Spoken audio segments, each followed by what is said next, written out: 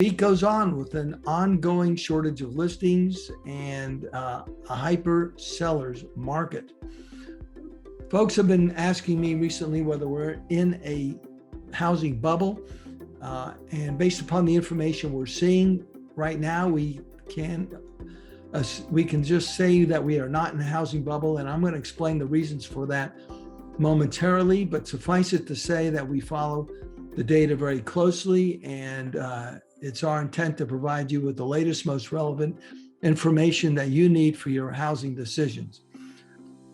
So here is the market clarity screens for our slide deck for the month of June 2021. And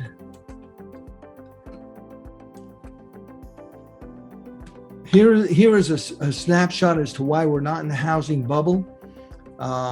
If you look at the causes of the last housing bubble, you can see that we have, in the last housing bubble, we had low down payments, flexible mortgage rates, and an oversupply of housing. For example, the number of existing homes for sale in 2007 was 4 million. Right now, we're at a little over 1.1 million. Down payments are up over 2007. In 2007, the down payments were 9% versus 16% currently. Right now, only 15% of all loans are adjustable rate mortgages. I beg your pardon, 4% of all loans were adjustable rate mortgages. It was almost 4 times that amount in 2007. These are purchase money mortgages. And lending restrictions are tight. It's much harder to get a loan these days than in 2007. And foreclosure filings, you could see, are down considerably. They're down to 48,000 in February 2020 pre-pandemic versus 235,000 in March 2008. The builders have been underbuilding new homes all this time. We've had 13 years of straight below new housing completions for single family homes, below the 50-year average. At the same time, we have 70 million new millennials who are going out there and trying to buy homes. And that's the largest demographic cohort that we have. Homeowners are staying in their homes twice as long as they were prior to the Great Recession. Right now, they're staying in their homes an average of 10.6 years and 5 years before the Great Recession. In short, we have a supply and demand dynamic that's causing this increase in prices and shortage of listings.